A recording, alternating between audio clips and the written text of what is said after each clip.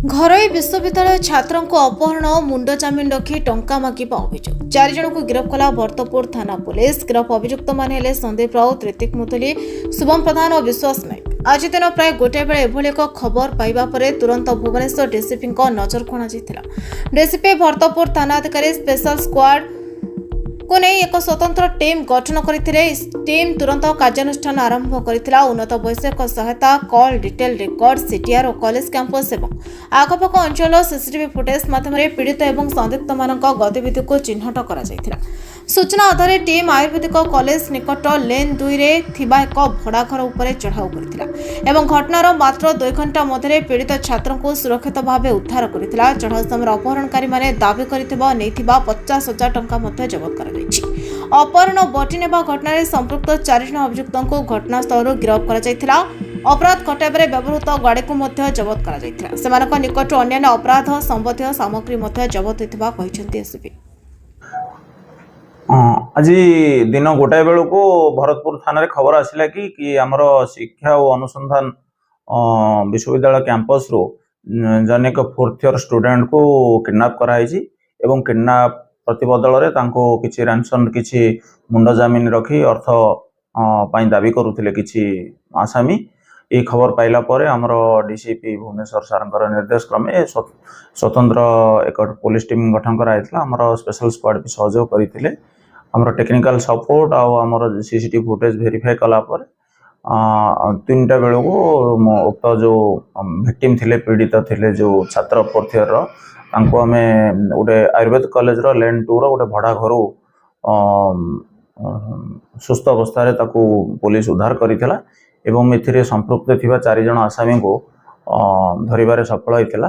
तांको पाखरो ए जो मुंड जमीन रो पैसा मागुथिले जो 50,000 टंका ताको मध्य जब्त करा जायछि। आ मध्य तांको पाखरो छुरी जो ताको असल्ट करथिले जो कोनो ऑफेंस गोटे पिठा खड़िका एवं अन्य जिनस तांको ठारो जब्त करा जायछि। ए व्यवहार तो किडनैप करला बेले व्यवहार होइथिबा बाइक सब जब्त होइछि। ए संक्रांत रे एक केस मामला रुजु होइछि।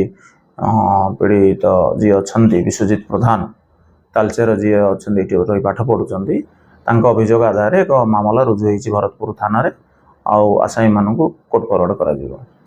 संपर्क कोन ना केवल टंका पई ही अपहरण करथि ना पूर्व एमानक परिचय नहीं देखो ये जो वर्तमान तदंत जारी रही तथापि जी प्राथमिक भाव में जना पड़ी जो मैंने अपहरण करते से माने भी स्टूडेंट अच्छा से माने भी बीबीए एमबीए फार्मासी से माने भी पढ़ुंट विभिन्न इंस्टीट्यूट रे तांकर से माने गोटे ग्रुप करी आमर जी सब अच्छी लीडिंग इंस्टीट्यूट अच्छी भुवनेश्वर से मानकर पिला मानकर एडमिशन कराई किसी अर्थ उपार्जन करने सब सुजोग खोजती।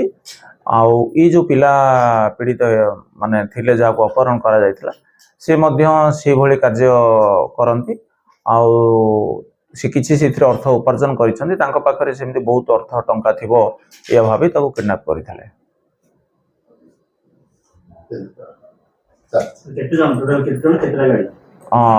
वर्तमान सुधा गोटे बाइक जब्त कराई 4 जन अरेस्ट होइचंती ए केस रे। एटा इथरे ताको असल्ट करिसंती बाडैसंती पीड़िता को जो विश्वजित प्रधान को आ चाकू देखै ताको धमकैथिले पैसा पाए नहीं सेमिति तार आघात किछि हेनी ताको सेमिति विजिबल इंजरी किछि नाही ताको मेडिकल टेस्ट करिथिलु सेमिति से अखेद अछंती। ब्यूरो रिपोर्ट युवा समय।